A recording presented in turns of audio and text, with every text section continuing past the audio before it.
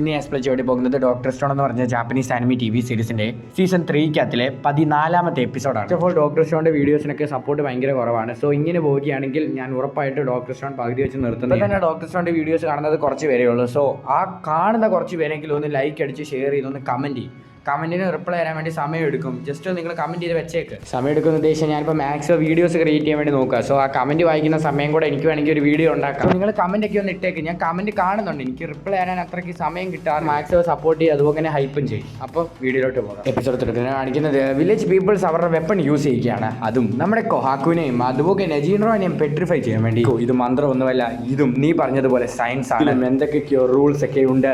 നീ ഉറപ്പായിട്ടും ഞങ്ങളെ വന്ന് രക്ഷിക്കുമെന്ന് ഞങ്ങൾക്കറിയാം. നമ്മുടെ ജീനറോനെ അവന്റെ മുറിവുകളിൽ നിന്ന് രക്ഷപ്പെടുത്താൻ വേണ്ടി അവർ രണ്ടുപേരും പെട്രിഫൈ ആവുകയാണ്. സമയത്ത് തന്നെ മറ്റൊരു സ്ഥലത്ത് നമ്മുടെ സേക്കോ ആണെങ്കിൽ ബാക്കിയുള്ള ആൾക്കാരെ റിവൈവ് ചെയ്യുകയാണ്. അങ്ങനെ നമ്മുടെ യുസൂറിയനെ നമ്മുടെ സേക്കോ റിവൈവ് ചെയ്യുകയാണ്. യുസൂറിയ റിവൈവ് ആയതുകൊണ്ട് തന്നെ നമ്മുടെ തൈജുവിന് ഇപ്പോൾ ഒരുപാടധികം സന്തോഷം വരികയാണ്. സോ യുസൂറിയനെ റിവൈവ് ചെയ്തതുകൊണ്ട് തന്നെ ഇനി ഡ്രസ്സിന്റെ കാര്യം ആലോചിച്ച് അവർക്ക് പേടിക്കേണ്ട ആവശ്യമില്ല. അടുത്തതായിട്ട് നമ്മുടെ സേക്കോ ക്രോമിനെ റിവൈവ് ചെയ്യുകയാണ്. ആയിട്ട് റിവൈവ് ആവുന്ന സമയത്ത് ഇങ്ങനെയാണോ ഉള്ളത്, ഇത് വളരെയധികം അമേസിംഗ് ആണ് എന്ന് നമ്മുടെ ക്രോം പറയുകയാണ്. കാര്യം തന്നെയല്ലേ കാസ്കിയും പറഞ്ഞത് എന്ന് നമ്മുടെ ഗെന്നു മനസ്സിൽ ചിന്തിക്കുകയാണ്. ക്രോം നമ്മുടെ ജോലി തുടങ്ങാൻ വേണ്ടിയുള്ള സമയമായി എന്ന് നമ്മുടെ കാസ്കി പറയുകയാണ്. എല്ലാവരും ഫൈറ്റിന് വേണ്ടി റെഡിയായി എന്ന് പറയുന്ന സമയത്ത് ഇനി ഒരാളെയും കൂടെ റിവൈവ് ചെയ്യാനുണ്ട് എന്ന് പറയുകയാണ്. അത് വേറെ ആരുമല്ല, അത് നമ്മുടെ ഓക്യോ ആയിരുന്നു. ഈ വർക്ക് ചെയ്യാൻ വേണ്ടിയാണ് ഓക്യോനെ ഇപ്പൊ അവർ റിവൈവ് ചെയ്തിരിക്കുന്നത്. ഓക്യോ റിവൈവ് ആയി വന്ന സമയത്ത് തന്നെ ആരോ നീന്തി വരുന്നുള്ള ഒരു കാര്യം നമ്മുടെ ഓക്യോയ്ക്ക് മനസ്സിലാക്കിയാണ്. അത് വേറെ ആരുമല്ല, അത് നമ്മുടെ അമാരലിസിസ് ആയിരുന്നു. ഈ ഒരു പ്രശ്നമുണ്ട് എന്നുമായിട്ട് നടന്ന കാര്യങ്ങളെല്ലാം നമ്മുടെ അമാരലിസിസ് നമ്മുടെ സേക്കുവിന് ടീമിനെ എക്സ്പ്ലെയിൻ ചെയ്ത് കൊടുക്കുകയാണ്. ജീനറോ ചാവാതെ കൊഹാക്കു അവനെ രക്ഷിച്ചിരിക്കുന്നു. ഇത് കറക്റ്റ് ആയിട്ട് തന്നെയുള്ള ഒരു മൂവ് ആണ് എന്ന് നമ്മുടെ സേക്കു പറയുന്നു.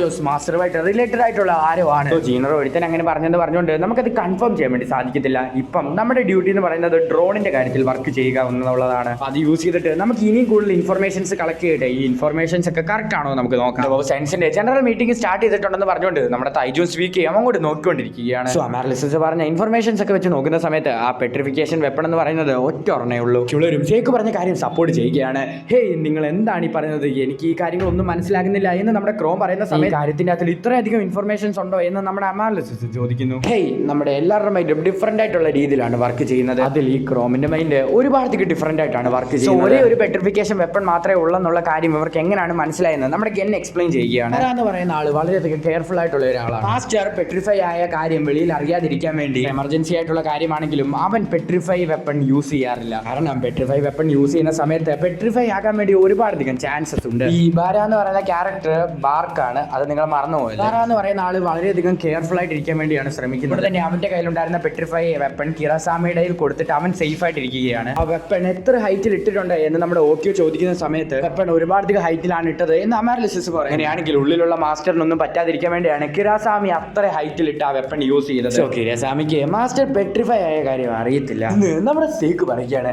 നീ കറക്റ്റ് ആയിട്ട് എല്ലാ കാര്യങ്ങളും കണ്ടുപിടിച്ചിരിക്കുന്നു എന്ന് പറഞ്ഞിട്ട് മാർസ് അങ്ങോട്ട് വരികയാണ്. ഉടനെ തൈജുവിനെ അടിച്ച് തറയിലിടുകയാണ് നമ്മുടെ മാർച്ച്. വീണ്ടും തൈജു ആണെങ്കിൽ മാർച്ചിലെടുത്ത് പോയി നിൽക്കുകയാണ്. വളരെയധികം സ്ട്രോങ് ആണെന്നുള്ളൊരു കാര്യം എനിക്ക് മനസ്സിലായി. പക്ഷെ നീ എത്ര നേരം എൻ്റെ അടി മേടിക്കും, നിങ്ങൾ എല്ലാവരും ഇവിടെ മരിക്കാൻ വേണ്ടി പോവുകയാണ് എന്ന് മാർച്ച് പറയുകയാണ്. അവ തന്നെ ഇനി എന്ത് ചെയ്യും എന്ന് നമ്മുടെ സേക്കു ബാക്കിയുള്ളവർ ചിന്തിച്ചുകൊണ്ടിരിക്കുകയാണ്. അവർക്ക് ആർക്കും ഒരു കറക്റ്റ് ആയിട്ടുള്ള ഐഡിയ കിട്ടുന്നില്ല. ക്ഷമിക്കുക, ഞാൻ ഇങ്ങോട്ട് വരുന്ന കാര്യം ഫോളോ ചെയ്തുകൊണ്ടാണ് ഇവൻ ഇങ്ങോട്ട് വന്നിരിക്കുന്നത് എന്ന് അമാരലിസിസ് കരഞ്ഞുകൊണ്ട് പറയും. സെക്കൻഡ് ഇരുട്ടിൽ കൂടെ എക്സ്പ്ലോർ ചെയ്യണമെന്ന് പറയുന്നത് ഒരുപാടധികം കഷ്ടപ്പിടിച്ച ഒരു പരിപാടിയാണ്. അമാരലിസിസും ഒരു ഞൊരഞ്ഞു കയറ്റക്കാരിയാണെന്ന് മനസ്സിലായതുകൊണ്ടല്ലേ നീ ഇവിടെ വന്നത് എന്ന് മാർച്ചിനോട് ചോദിക്കുന്നു. എല്ലാ ആൾക്കാർക്കും അറിയാം എന്ന് നമ്മുടെ ഗെന്നു പറയുന്ന സമയത്ത് തന്നെയായിരുന്നു നമ്മുടെ ഗെന്നു ഒരു കാര്യം ചിന്തിച്ചു നോക്കുന്നത്. നമ്മുടെ കൊഹാക്കും അതുപോലെ ജീനറോയും അമാരലിസിസും ഞൊരഞ്ഞുകയറ്റക്കാരാണെന്നുള്ള ഒരു കാര്യം നമ്മുടെ മാർച്ച് ആദ്യമേ കണ്ടുപിടിച്ചിട്ടുണ്ടായിരുന്നു. എന്തുകൊണ്ടാണ് അവൻ ജീനറോനെ തടയാഞ്ഞത്? എനിക്കൊരു കാര്യം മനസ്സിലായത്. പസിലിന്റെ എല്ലാ പീസസും ഒന്നായത്. ഈ ബാറാനെ കൊല്ലണമെന്നാണ് ചിന്തിക്കുന്നത്. ഇവന്റെ മോട്ടീവ് എന്താണെന്നുള്ള ഒരു കാര്യം എനിക്ക് മനസ്സിലായത്. എങ്ങനെയാണ് ഈ കാര്യങ്ങളൊക്കെ പറഞ്ഞ് മനസ്സിലാക്കുന്നത് എന്ന് ചിന്തിക്കുന്ന സമയത്ത് തന്നെ എല്ലാ ആൾക്കാരും നമ്മുടെ ഗെന്നിനെ നോക്കുകയാണ്. സോ ഗെന്നിനെ മനസ്സിലാക്കിയാണ്. അപ്പൊ ഞാൻ തന്നെ അവനോട് കാര്യങ്ങളൊക്കെ പറഞ്ഞ് മനസ്സിലാക്കി അവനെ കൺവിൻസ് ചെയ്യണം അല്ലേ. എനിക്ക് നിന്നോടൊരു കാര്യം പറയാനുണ്ട്. നീയും ഞങ്ങളുടെ ടീമായ അത് വളരെയധികം വിഷയമായിരിക്കും. നമ്മുടെ ഗെന്നാണെങ്കിൽ ഒരു മാജിക് ടെക്നിക്കൊക്കെ കാണിച്ച് ഡ്രോണൊക്കെ പറത്തി വിട്ട് കാണിച്ചു കൊടുക്കുകയാണ് അവനെ. ഞങ്ങളുടെ മന്ത്രം ഇത് ഞങ്ങൾ പറയുന്ന സ്ഥലത്തിലേക്കൊക്കെ പോകും. പെട്ട സ്ഥലത്തിലേക്കൊക്കെ പോകുമെന്ന് ഇടം മണ്ട ഞാൻ ഇതുവരെ അത് സ്റ്റേബിളൈസ് ചെയ്തിട്ടില്ല. അതൊന്നുമല്ല ഇവിടെ പ്രധാനപ്പെട്ട കാര്യം. എന്റെ സൈക്കോളജിക്കൽ ടെക്നിക്സ് ഒക്കെ യൂസ് ചെയ്യാൻ വേണ്ടിയുള്ള സമയമായിട്ടുണ്ട്. എന്താണ് ചെയ്യാൻ വേണ്ടി പോകുന്നതെന്ന് എല്ലാ ആൾക്കാരും നോക്കുന്ന സമയത്ത് തന്നെ നമ്മുടെ ഗെന്നാണെങ്കിൽ അവന്റെ സൈഡിൽ പോയി നിന്ന് ഞങ്ങളുടെ ചേർന്നേക്ക്, ഞങ്ങളുടെ ചേരുകയാണെങ്കിൽ നിനക്ക് ഒരുപാടധികം നന്മകൾ കിട്ടും. കിട്ടും. മാനിപ്പുലേഷൻ ടെക്നിക്കാണ്. ഒരാളുടെ അപ്പുറത്തും ഇപ്പുറത്തും നിന്ന് സംസാരിക്കുന്നതിനെക്കാട്ടിൽ നല്ലത് ഒരാളുടെ സൈഡിൽ പോയി സംസാരിക്കുന്ന സമയത്ത് അവൻ എല്ലാ കാര്യങ്ങളും മനസ്സിലാകും. വിചാരിച്ചാൽ ഇബാറാനെ നിനക്ക് എപ്പോൾ വേണമെങ്കിലും കൊല്ലാം. വളരെയധികം വീക്കായിട്ടുള്ള ആളുകളാണ്. നീ വിചാരിച്ചാൽ ഞങ്ങളെ ഇപ്പോൾ വേണമെങ്കിലും നിനക്ക് തീർക്കാം. ഇബാറാന്റെ സോൾജേഴ്സ് മുഴുവനും വന്ന് നിന്നെ ആക്രമിച്ചാലും നിന്റെ 50% പവർ യൂസ് ചെയ്തുകൊണ്ട് തന്നെ അവരെല്ലാത്തിനും നിനക്ക് ഡിസ്ട്രോയ് ചെയ്യാൻ വേണ്ടി സാധിക്കും. സ്ട്രെങ്ത് നീ ഓവറായിട്ട് എക്സ്പെക്ട് ചെയ്യുന്നുണ്ട്. മാനിപ്പുലേഷൻ ടെക്നിക് ഒരു കാര്യം നമ്മൾ ഒരുപാടധികം എക്സാജറേറ്റ് ചെയ്ത് പറഞ്ഞാൽ ഉറപ്പായിട്ടും അവർ അത് നമുക്ക് എക്സ്പ്ലെയിൻ ചെയ്ത് തരും. നീ ഒരുപാടധികം ഇന്റലിജന്റ് ആയിട്ടുള്ള ഒരാളാണ് എന്ന് നമ്മുടെ റിയൂഷി മനസ്സിൽ വിചാരിക്കുകയാണ്. ഞാനെ കൊന്നിട്ട് നീ അവന്റെ സ്ഥലത്ത് വരണമെന്ന് നീ ചിന്തിക്കുന്നു. നീ അതായിക്കോ, ഞങ്ങൾക്കൊരു പ്രശ്നമില്ല. അതുകൊണ്ട് തന്നെ നീ ഞങ്ങളുടെ കൂടെ ജോയിൻ ചെയ്തോ. നിങ്ങൾ വളരെയധികം വീക്കായിട്ടുള്ള ആളുകളാണ്. നിങ്ങളെ എപ്പോൾ വേണമെങ്കിലും എനിക്ക് കൊല്ലാം. നിങ്ങൾക്ക് എല്ലാ കാര്യങ്ങളും മനസ്സിലായല്ലോ. ഇബാറയാണെങ്കിൽ മാസ്റ്റർ ചെയ്തിട്ട് മാസ്റ്ററിന്റെ സ്ഥലത്ത് അവനിപ്പോൾ ഇരിക്കുകയാണ്. വിചാരിച്ചാൽ ഈസി ആയിട്ട് തന്നെ എനിക്ക് അവനെ കൊല്ലാൻ വേണ്ടി സാധിക്കും. പക്ഷേ ഈ സ്ട്രെങ്തിന്റെ കാര്യത്തിൽ ഒരു പ്രശ്നമില്ല. പക്ഷെ കിരാസാമിയെ അവൻ മാനിപ്പുലേറ്റ് ചെയ്ത് വെച്ചിരിക്കുകയാണ്. കിരാസാമിക്ക് മാസ്റ്റർ കല്ലായിട്ടുള്ള കാര്യം അറിയത്തില്ല. അതുകൊണ്ട് തന്നെ ഞാൻ ഇബാറാനെ ആക്രമിക്കാൻ വേണ്ടി പോയാൽ അവൻ ഉറപ്പായിട്ടും എന്നെ കല്ലാക്കി മാറ്റി. ബാർക്കിനെ ആക്രമിക്കാൻ വേണ്ടി പോയാൽ കിരാസാമി നിന്നെ ഉറപ്പായിട്ടും അറ്റാക്ക് ചെയ്യും. മാസ്റ്റർ കല്ലായിട്ടുള്ള കാര്യം പുറത്ത് പറയാന്ന് വിചാരിച്ചു ഇന്നർ പാലസിലോട്ട് പെണ്ണുങ്ങളൊന്നും കൊണ്ടുവരത്തില്ല. അത് മാത്രമല്ല അവരെ നിങ്ങൾക്ക് കൺട്രോൾ ചെയ്യാനും പറ്റത്തില്ല. മാസ്റ്റർ കല്ലായിട്ടുള്ള കാര്യം പുറത്ത് പറഞ്ഞാൽ മാർസിന്റെ കൺട്രോളിൽ ഒരിക്കലും പാലസ് വരത്തില്ല.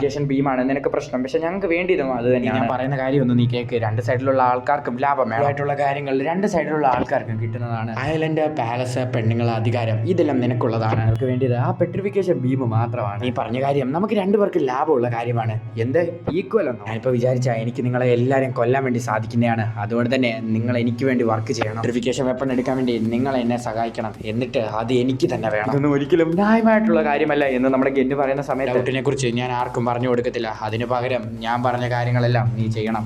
ശരി, അല്ലാതെ നമുക്ക് വേറെ ഓപ്ഷൻ ഒന്നും ഇല്ലല്ലോ എന്ന് പറഞ്ഞിട്ട് തല കുളിച്ചിരിക്കുകയാണ്. നോക്കുന്ന സമയത്ത് നമ്മുടെ ഗെന്ന് ഡെബിളിനെ പോയി മാനിപ്പുലേഷൻ ടെക്നിക് 3 ആണെങ്കിലും അവനെ കൺട്രോൾ ചെയ്യുന്നത് പോലെ സംസാരിച്ചാൽ അവൻ ഉറപ്പായിട്ട് നോ എന്ന് മാത്രമേ പറയത്തുള്ളൂ. അവനെ കൊല്ലണമെന്ന് പറഞ്ഞ് ചിന്തിച്ചുകൊണ്ടിരുന്ന ആളെ അവൻ മാനിപ്പുലേറ്റ് ചെയ്തിട്ട് ഗെന്ന് നമ്മുടെ സൈഡിൽ നിർത്തിയിരിക്കുന്നു എന്ന് പറഞ്ഞ ആളുടെ കൂടെ തന്നെ നിന്ന് പെട്രിഫൈ വെപ്പൺ എടുക്കാൻ വേണ്ടി നമ്മളിപ്പോൾ അവനെ സഹായിക്കുകയാണ്. ഗെന്നാണെങ്കിൽ അവൻ പോലും അറിയാതെ അവനെ മാനിപ്പുലേറ്റ് ചെയ്തിരിക്കുന്നു. അപ്പോൾ നമ്മുടെ കൊഹാക്കി യൂസ് ചെയ്തുകൊണ്ടിരുന്ന ആ കമ്മൽ പോലത്തെ ആ എയർപോർട്ട് പോലത്തെ സാധനം ഉണ്ടല്ലോ, സോ അത് നമ്മുടെ മാർസിന് കൊടുക്കുകയാണ്. ഇതെന്താണെന്ന് ചോദിക്കുന്ന സമയത്ത് തന്നെ ഹലോ മൈക്ക് ടെസ്റ്റിംഗ്, ഇത് യൂസ് ചെയ്തിട്ടാണ് ഞാൻ അവർക്ക് ഇൻഫർമേഷൻ കൊടുത്തിരിക്കുന്നത് എന്ന് നമ്മുടെ സേക്ക് പറയും. എന്ന് വിട്ട് നമ്മുടെ ഗെന്ന് മസിൽ വിട്ട് താഴേക്ക് വീഴുകയാണ്. നീ വളരെയധികം ഇന്റലിജന്റ് ആണ്. അത് മാത്രമല്ല നീ വേറെ ലെവലാണ്. ഇതിൽ തന്നെ ഏറ്റവും സ്ട്രോങ്സ്റ്റ് ആയിട്ടുള്ള ആൾ ഇപ്പോൾ കിൻഡം ഓഫ് സയൻസിന്റെ കൂടെ തെറ്റ് ചെയ്താൽ ഉറപ്പായിട്ടും അവൻ നമ്മളെ കൊല്ലുമെന്ന് നമ്മുടെ സേക്ക് പറയുന്നു. നമ്മുടെ യുസൂറി ആണെങ്കിൽ പുതിയൊരു ഡ്രസ്സ് ഉണ്ടാക്കിയാണ്. അതുപോലെ തന്നെ നമ്മുടെ കാസ്കി ആണെങ്കിൽ പുതിയൊരു വെപ്പൺ ക്രിയേറ്റ് ചെയ്യുകയാണ്. നമ്മുടെ സേക്കും ബാക്കിയുള്ളവരുമാണെങ്കിൽ മാർസിനെ കോൺടാക്ട് ചെയ്തിട്ട് നിനക്ക് വേണ്ടിയുള്ള കുറച്ച് ഐറ്റംസ് ഒരു സ്ഥലത്ത് കൊണ്ട് വെച്ചിട്ടുണ്ടെന്ന് പറയുന്നു. ഇവിടേക്ക് വന്ന് നോക്കുന്ന നമ്മുടെ മാർസ് കാണുന്നത് ഒരു ഡ്രസ്സും അതുപോലെ തന്നെ ഒരു വെപ്പണുമാണ്. ഈ കോസ്റ്റ്യൂം യൂസ് ചെയ്തിട്ട് നീ അവരെ പോയി ആക്രമിക്കില്ല. നീ ആരാണെന്നുള്ള ഒരു കാര്യം അവർക്ക് ആർക്കും മനസ്സിലാകത്തില്ല. അത്രയല്ല,